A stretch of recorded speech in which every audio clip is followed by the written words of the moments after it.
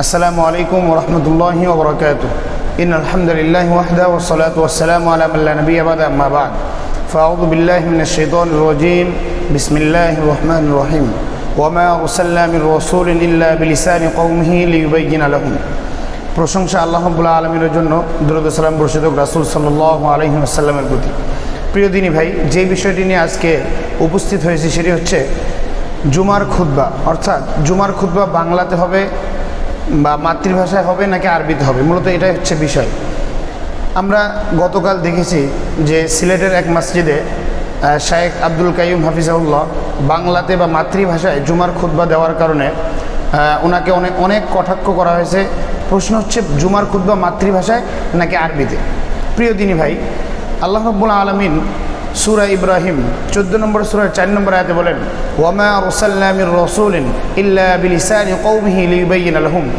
পৃথিবীতে যত রাসূলই আল্লাহ রাব্বুল আলামিন প্রেরণ করেছেন, সকল রাসূলকে আল্লাহ রাব্বুল আলামিন তার স্বজাতির ভাষা দিয়ে প্রেরণ করেছেন। লিয়ুবাইয়িনা লাহুম, যাতে করে আল্লাহ রাসূল সাল্লাল্লাহু আলাইহি ওয়াসাল্লাম বা যাতে করে রাসূলগণ তাদের নিকট বিষয়টি স্পষ্ট বা বর্ণনা করতে পারেন। তাহলে জুমার খুতবার ক্ষেত্রে আমরা যদি দেখি যে জুমার খুতবা, প্রথমত আমরা দেখি যে জুমার খুতবার জন্য শর্ত কি শর্ত হলে জুমার খুতবা বলা যায় বা একটা খুতবাকে জুমার খুতবা হিসেবে গণ্য করা হবে। জুমার খুতবার জন্য যে বিষয়টি শর্ত সেটি হচ্ছে জুমার খুতবাতে প্রথমত আল্লাহ রাব্বুল আলামিনের হামদ থাকতে হবে, সানা থাকতে হবে, আল্লাহ রাব্বুল আলামিনের প্রশংসা থাকতে হবে। দ্বিতীয়ত রাসূল সাল্লাল্লাহু আলাইহি ওয়াসাল্লামের প্রতি দুরূদ থাকতে হবে। অতঃপর শাহাদা থাকতে হবে, মুমিনদের জন্য দোয়া থাকতে হবে, বর্তমান প্রেক্ষাপট সম্পর্কে আলোচনা এবং মুসল্লিদের জন্য দোয়া থাকতে হবে ইত্যাদি বিষয় যদি থাকে, এটাকেই জুমার খুতবা হিসেবে গণ্য করা হবে।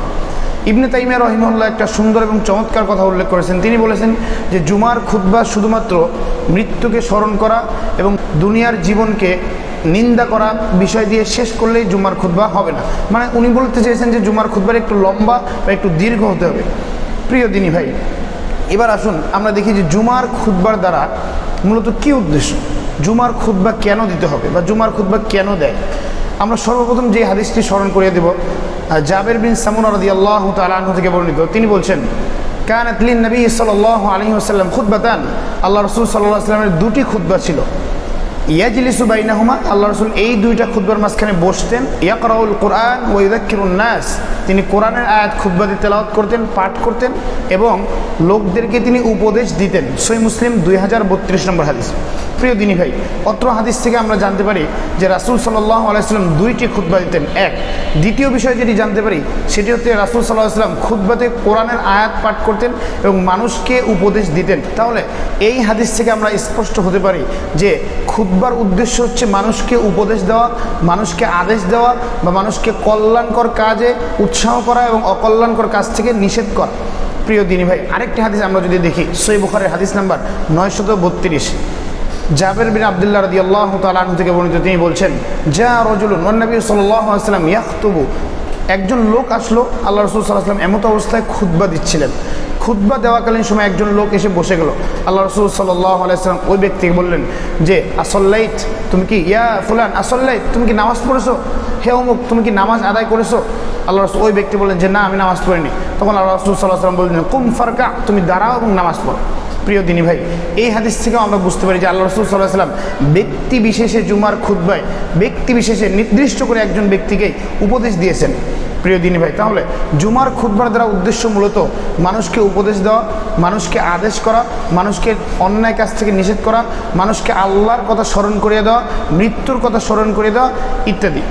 খুতবা বাংলাতে হবে নাকি আরবিতে হবে, এই সম্পর্কে তিনটা মতামত আমরা উল্লেখ করব।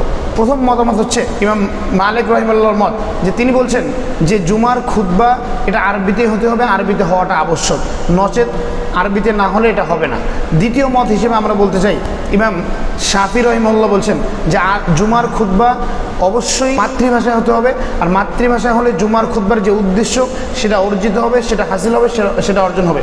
আরও একটি মজার বিষয় হচ্ছে আহনাফ বা হানাফিদের মতে, হানাফি ফকিদের মতে জুমার খুতবা আরবিতে হওয়া হচ্ছে মুস্তাহাব, এবং অন্য ভাষায় এটা জুমার খুতবা হতে পারে।